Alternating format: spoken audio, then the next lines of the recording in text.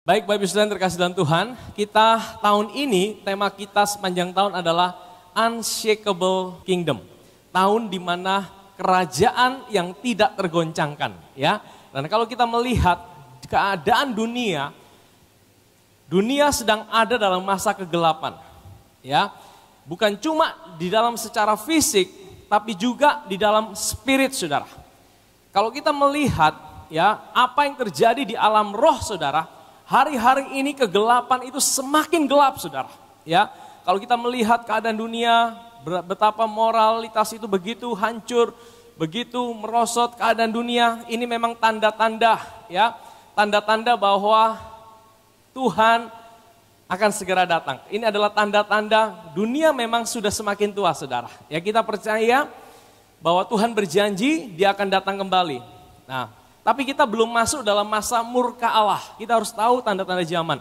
Minggu lalu kita belajar tentang tanda-tanda zaman. Ini bukan masa murka Allah. Murka Allah itu akan terjadi ketika setelah gereja Tuhan diangkat, saudara. Siapa gereja Tuhan? Saudara dan saya. Ya, saudara dan saya yang percaya kepada Dia, menerima Dia sebagai Tuhan dan Juru Selamat. Engkaulah gereja Tuhan. Jadi sebelum murka Allah terjadi, saudara, gereja Tuhan akan diangkat terlebih dahulu. Nah, kita sekarang sedang menantikan masa di mana pengangkatan itu, saudara. Ya, kita tidak sedang menantikan murka Allah, kita sedang menantikan saat di mana pengangkatan itu terjadi. Dan itu bisa terjadi kapan saja. Ya, mulai dari sekarang kapan saja itu bisa terjadi, saudara. Tidak ada yang bisa prediksi dengan tepat kapan, saudara. Tetapi bisa terjadi kapan saja. Ya, saudara suka kalau saudara Tuhan datang di awan-awan dan kita terangkat? Seberapa banyak kita yang suka? Seberapa banyak kita yang takut? Saudara, kalau saudara adalah gereja Tuhan, saudara adalah orang lahir baru, kedatangan Tuhan di awan-awan, gereja Tuhan terangkat, itu adalah berita sukacita, saudara. Amin, saudara. Itu adalah kabar yang paling indah. Karena kita akan punya sebuah tubuh yang baru. Kita akan ada bersama-sama dengan Tuhan di awan-awan. Dan dia akan bawa kita memerintah bersama Dia. Dia akan turun, Dia akan hancurkan itu murka Allah. Dia akan hancurkan antikris dan semua pengikutnya. Dan iblis dikalahkan.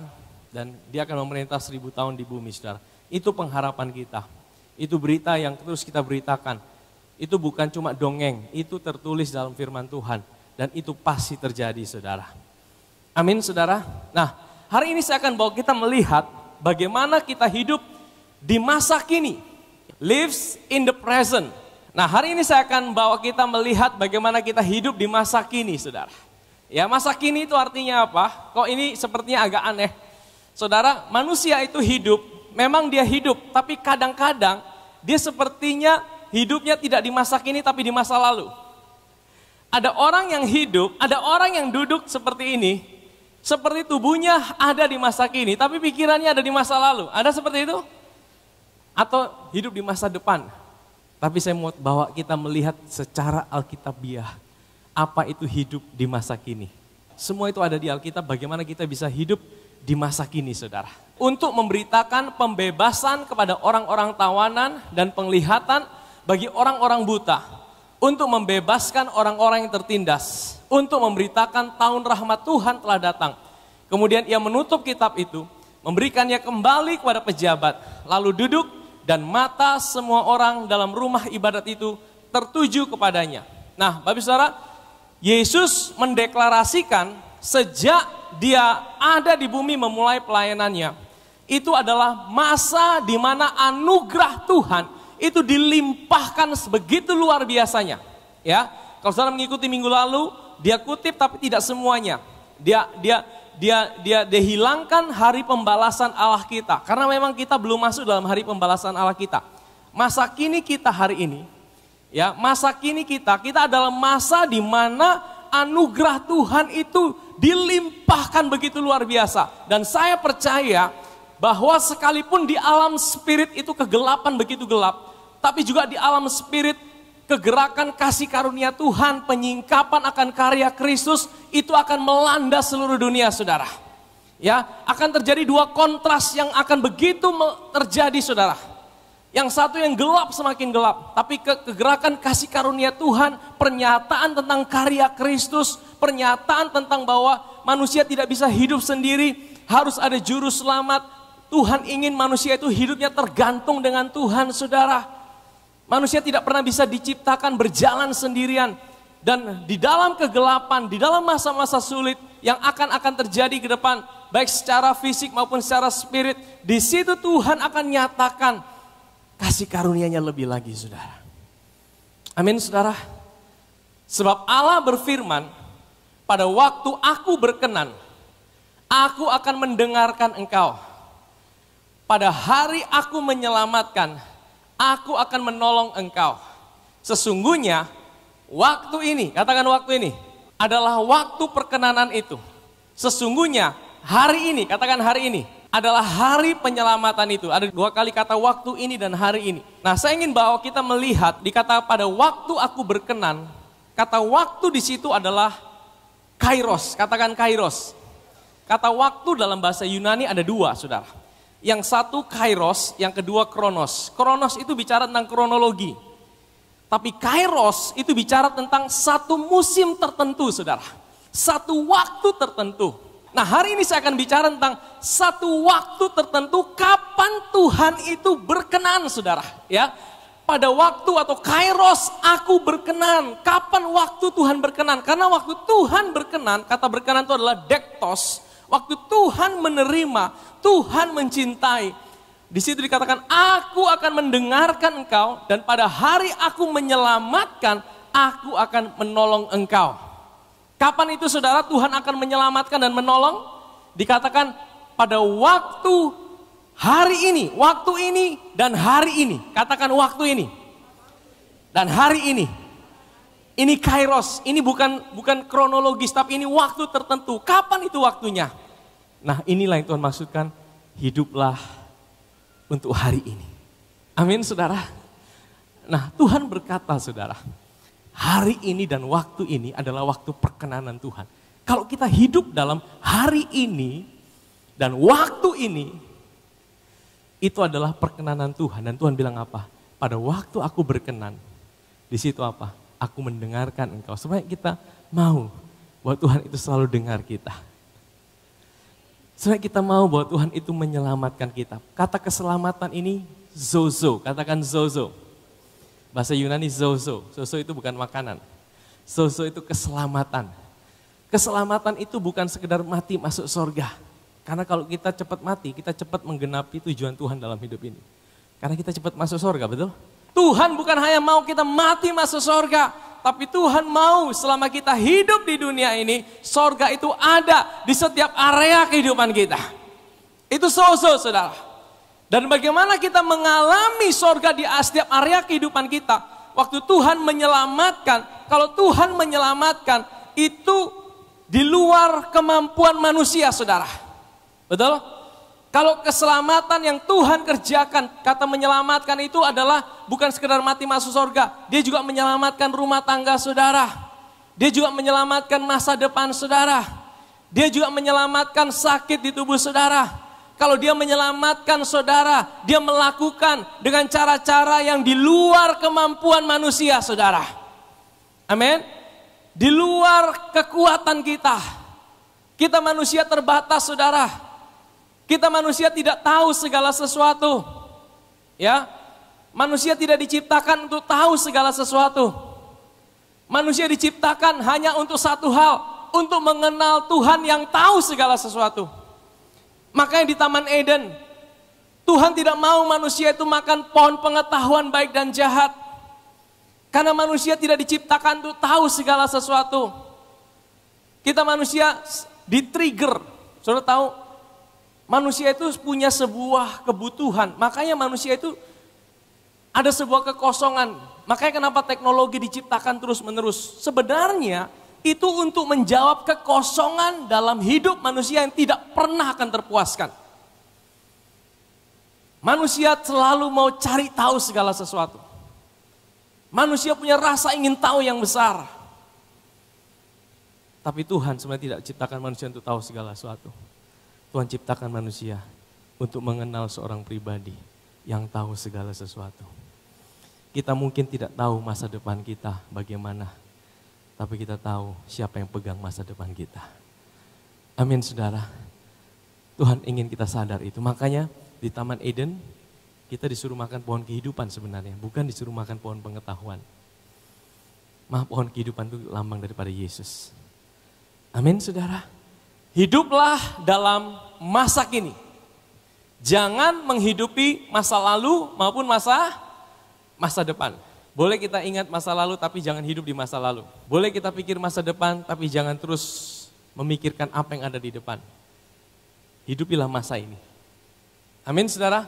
Hidup dalam masa kini merupakan hidup oleh iman. Nah saya akan bawa kita melihat apa sih hidup dalam masa kini menurut Alkitab, sehingga kita bisa hidup dalam masa kini kita, ya, sehingga kita tidak terjebak di masa lalu kita, dan kita tidak terjebak juga di masa depan kita.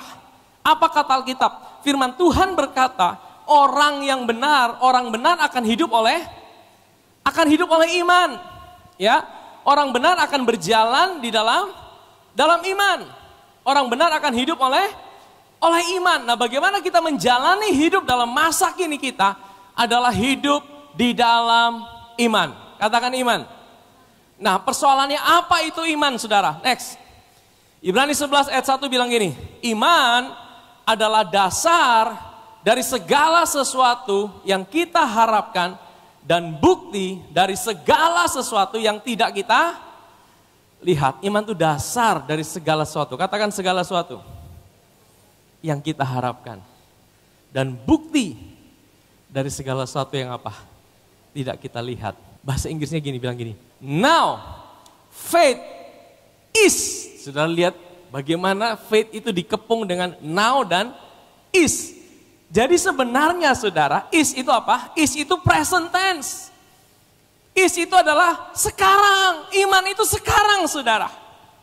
Iman itu bukan akan datang. Iman itu bukan masa lalu. Now, faith is. Apa itu iman? Iman itu sekarang. Iman tidak mengubah yang tidak ada menjadi ada. Hanya Tuhan yang bisa buat dari tidak ada menjadi ada. Iman yang Tuhan kasih dalam hidup kita, itu hanya mengubah yang tidak kelihatan menjadi apa? Menjadi kelihatan saudara. Firman Tuhan berkata, ya, orang benar akan hidup oleh iman. We walk by faith and not by sight. Saudara tahu, apa yang tidak kita lihat itu bukan berarti tidak ada. Firman Tuhan berkata, apa yang kelihatan itu sementara, tapi apa yang tidak kelihatan itu kekal. Saudara, apa yang tidak kelihatan yang kekal itu apa saudara? Saudara bisa lihat roh saudara? Roh saudara tidak kelihatan. Malaikat itu roh saudara. Tuhan itu juga roh. Kita yang sungguhnya adalah roh. Saudara tidak bisa lihat diri saudara sungguhnya dengan kasat mata, tapi itu yang kekal dalam hidup saudara.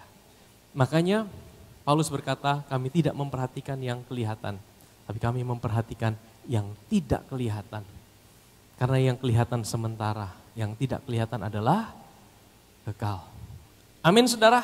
2 Korintus 5 ayat 7, sebab hidup kami ini adalah hidup karena percaya, bukan karena melihat. Bahasa Inggrisnya lebih mantap saudara. For we walk by faith and not by sight. Ya, kami berjalan karena iman. Iman itu lebih daripada sekedar percaya. Iman itu melihat apa yang tidak terlihat, tapi itu ada. Cara kerja Tuhan, Tuhan itu tidak menjawab persoalan kita ketika kita ada masalah. Jadi saudara, Tuhan itu terlebih dahulu menyediakan jawaban sebelum kita punya masalah. Ya, jadi iman itu bukan membuat Tuhan bekerja. Iman tidak pernah menggerakkan Tuhan. Iman itu mengambil apa yang Tuhan sudah kerjakan untuk menjadi kenyataan. Kolose 1 ayat 16-17, karena di dalam Yesus telah diciptakan segala sesuatu. Katakan segala sesuatu. Pernikahan saudara harus diciptakan dalam Kristus. Rumah tangga saudara, pekerjaan saudara, masa depan saudara diciptakan di dalam Kristus. Yang ada di sorga, yang ada di bumi, semuanya saudara. Yang kelihatan, yang tidak kelihatan, baik singgasana maupun kerajaan, baik pemerintah maupun penguasa, segala sesuatu diciptakan oleh Dia dan untuk Dia. Ia ada terlebih dahulu dari segala sesuatu dan segala sesuatu ada di dalam Dia. Saudara tahu, di dalam terjemahan lain dikatakan, Dia itu yang membuat segala sesuatu itu bisa ada pada tempatnya. Saudara tahu kenapa ini jagat raya ini bisa teratur, saudara? Siapa yang atur? Dia yang memegang itu, saudara. Dia yang handle itu sehingga semuanya bisa ada pada tempatnya. Kalau rumah tangga saudara taruh di dalam Kristus, maka Dia akan menjaga itu. Pekerjaan saudara taruh dalam Kristus. Kita tidak tahu segala sesuatu, sekali lagi.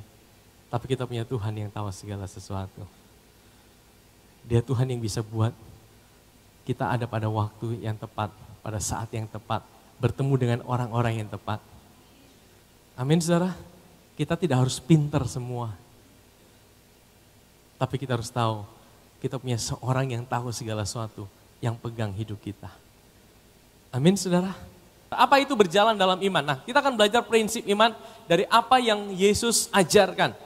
Markus 11 ayat 24, karena itu aku berkata kepadamu, apa saja yang kamu minta dan doakan, percayalah bahwa kamu telah menerimanya, maka hal itu akan diberikan kepadamu. Nah, Tuhan ajarkan satu prinsip saudara. Kalau kita berdoa sama Tuhan, kita bukan berdoa untuk Tuhan kerjakan sesuatu. Waktu kita berdoa, kita harus percaya bahwa kita sudah menerimanya. Maka kalau kita percaya bahwa kita sudah menerimanya, maka hal itu akan diberikan. Jadi yang pertama kita harus menerimanya di dalam iman, kita sudah harus lihat bahwa itu sudah ada dalam hidup kita. Waktu kita sakit, Tuhan, tubuhku memang sakit, tapi firman-Mu berkata, oleh bilur-bilur-Mu aku sudah disembuhkan. Mana yang sudah percaya? Secara kasat mata engkau lihat tubuhmu yang sakit. Tapi di dalam iman engkau percaya, Tuhan aku percaya, oleh bilur-bilur-Mu aku sudah disembuhkan. Waktu engkau terima itu saudara, waktu engkau percaya itu, firman Tuhan berkata apa? Kalau engkau berdoa, percayalah engkau sudah menerimanya. Maka hal itu akan diberikan kepadamu. Amin saudara? Amin. Setiap orang yang mempunyai, kepadanya akan diberi sehingga ia berkelimpahan. Tetapi siapa tidak mempunyai, apapun juga yang ada padanya akan diambil dari.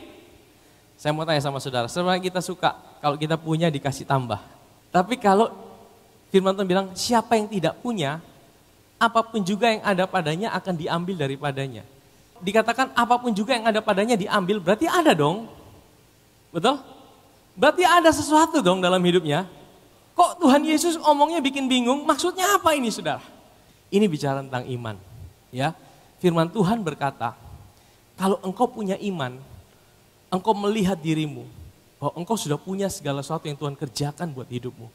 Contoh waktu engkau sakit, Tuhan tubuhku memang sakit. Tapi aku percaya firman-Mu berkata, oleh bilur-bilur-Mu aku sudah disembuhkan. Aku percaya, aku punya iman atas apa yang Tuhan sudah kerjakan. Dan firman Tuhan berkata, barang siapa punya, dia akan dikasih lebih. Dikasih apa? Apa yang Tuhan kerjakan itu dikasih menjadi kenyataan. Tetapi ada orang-orang yang tidak sadar apa yang Tuhan sudah kerjakan dalam hidupnya. Waktu dia sakit, dia dibuat, aduh Tuhan engkau di mana waktu aku sakit Tuhan. Waktu dia mengalami pergumulan dalam rumah tangga, Tuhan beta punya masalah kok soalnya selesai jangan Tuhan tidak sayang sama saya. Pernahkah saudara curiga sama Tuhan? Mana tidak saudara? Tidak ada tempat ini ya, luar biasa saudara. Pernah saudara salah paham sama Tuhan? Kalau orang sudah salah paham sama Tuhan, ujung-ujungnya adalah bersungut-sungut dan akhirnya menyalahkan Tuhan saudara. Dan iblis mau itu saudara.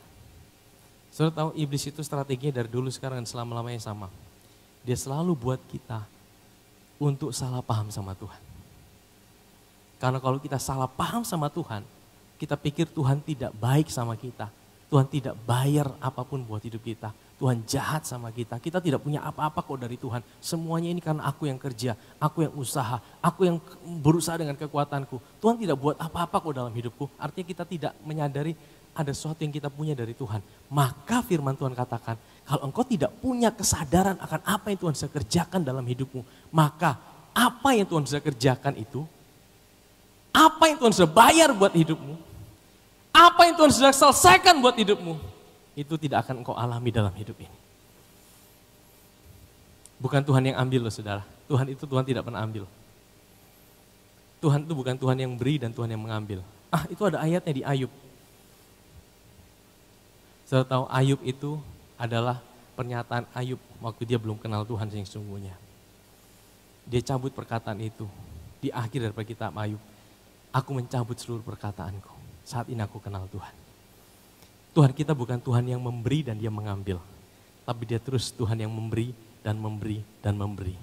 Tapi seringkali kita sebagai manusia tidak menyadari bahwa dia Tuhan yang memberi. Makanya kita bisa salah paham dengan Tuhan. Waktu kita ngalami masalah, waktu kita ngalami tekanan, waktu kita ngalami kesulitan. Seringkali kita bisa salah paham dengan Tuhan. Apalagi yang kita harapkan tidak terjadi sesuai dengan apa yang kita doakan. Seringkali itu menjadi kita salah paham dengan Tuhan.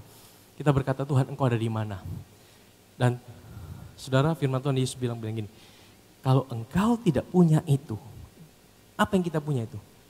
Kesadaran bahwa Tuhan sudah mengerjakan segala sesuatu buat hidupmu. Maka yang dia kerjakan itu, yang dia sudah kasih buat hidupmu, itu diambil sama iblis. Engkau tidak alami apa yang dia kerjakan dalam hidupmu.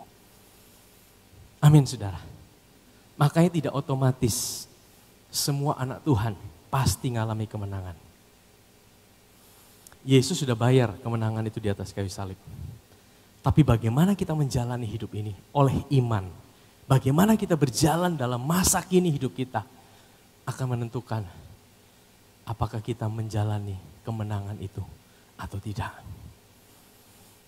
Kalau kita menyadari iman itu melihat yang tidak terlihat. Apa yang tidak terlihat?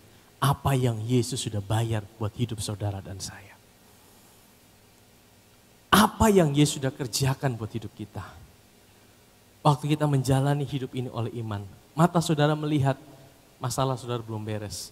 Tapi firman Tuhan berkata, aku Tuhan yang ada buat hidupmu. Aku tidak pernah tinggalkan engkau.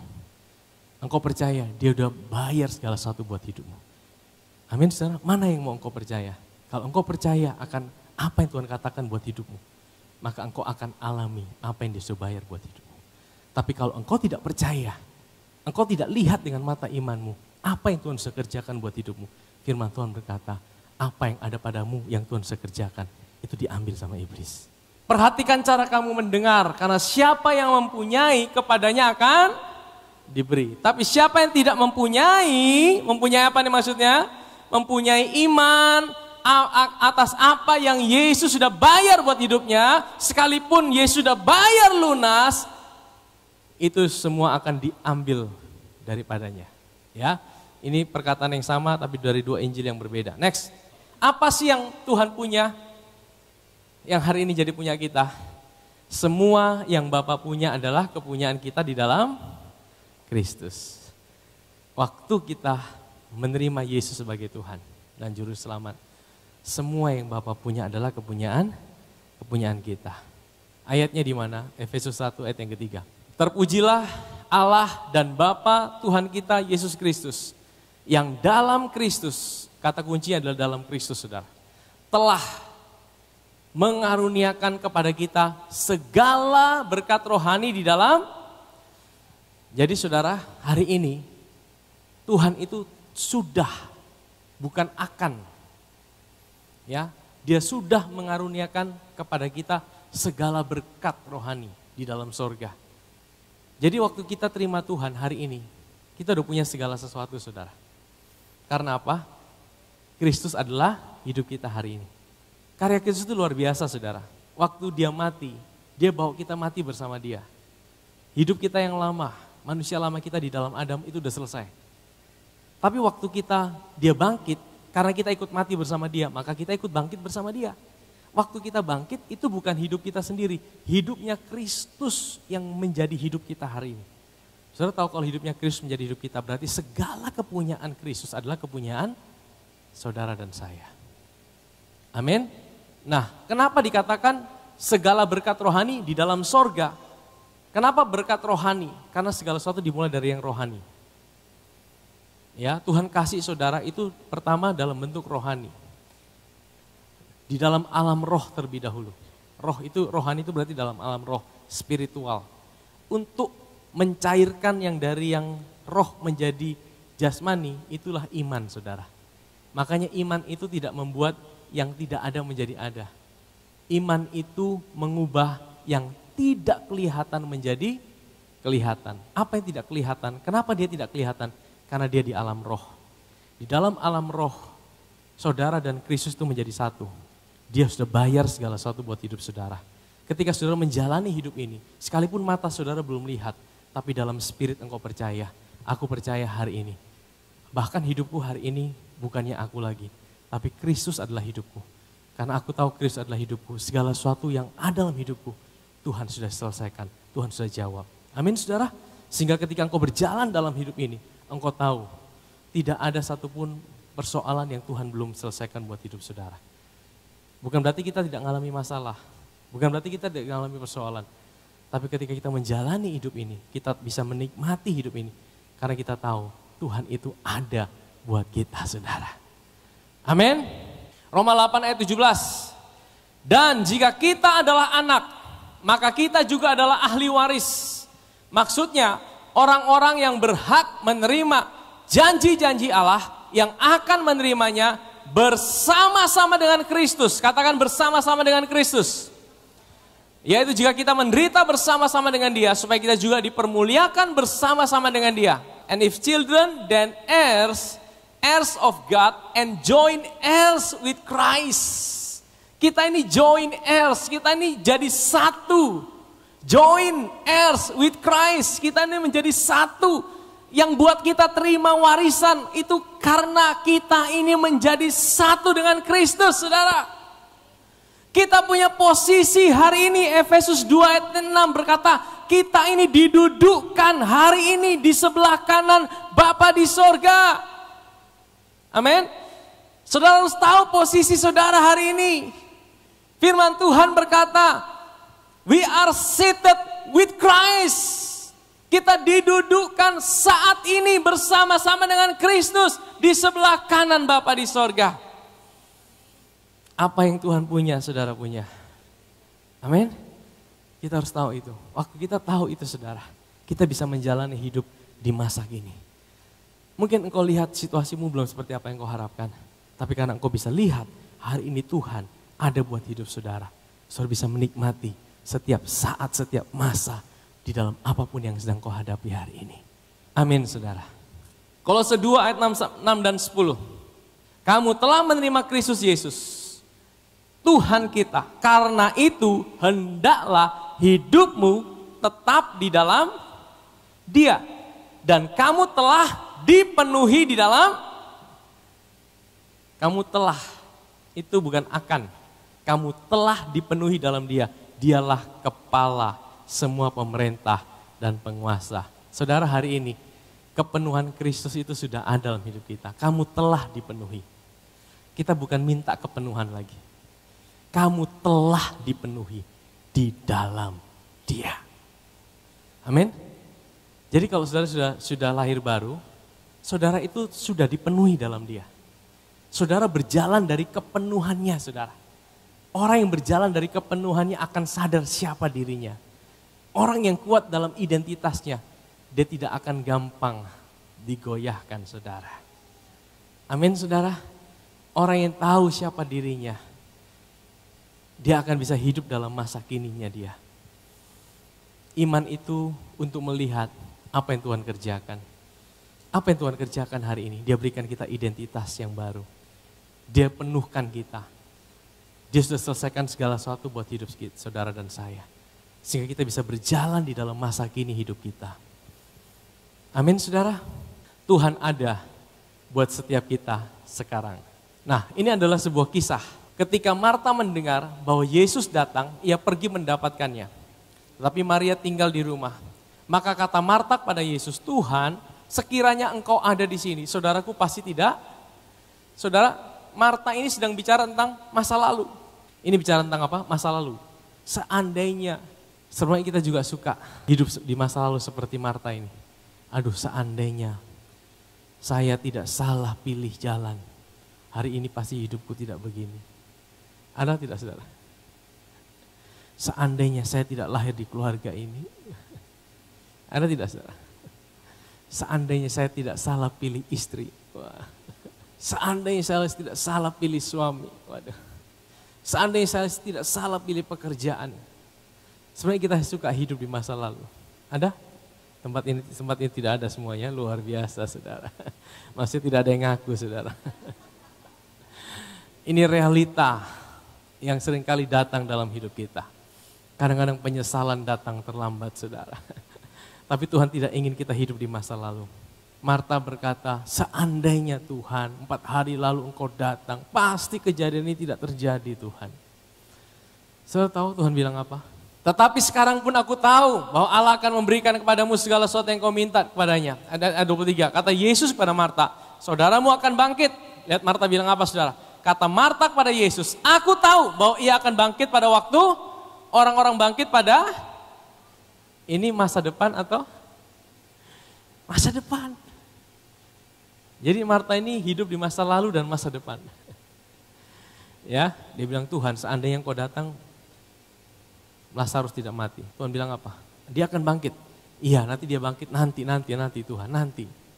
Tapi Tuhan bukan maksudkan nanti. Bukan nanti. Apa yang Tuhan bilang? Ayat berikutnya saudara. Jawab Yesus, akulah kebangkitan dan hidup. Saudara tahu kata akulah kebangkitan dan hidup dalam bahasa Inggrisnya Tuhan Yesus bilang apa? I am the resurrection and life. I am. Tuhan tidak pakai I will be. Tuhan tidak pakai I was. Dia pakai I am. Saudara tahu I am itu artinya apa? Artinya aku ini ada sekarang. Aku bukan ada di masa lalumu, sekalipun dia ada di masa lalu kita. Aku juga ada di masa depanmu, tapi bagi Tuhan, Tuhan ingin menyatakan buat kita, setiap kita, dia ada buat kita hari ini. I am. Makanya nama Tuhan, waktu Musa tanya sama Tuhan, Tuhan kira-kira kalau orang tanya siapa namamu, sudah tahu Tuhan jawab apa? Kalau ada yang tanya bilang, aku adalah aku. Dalam bahasa Inggrisnya dikatakan, I am that I am. Tuhan berkata, aku ini ada buat hidupmu sekarang, bukan nanti. Bukan di masa lalu.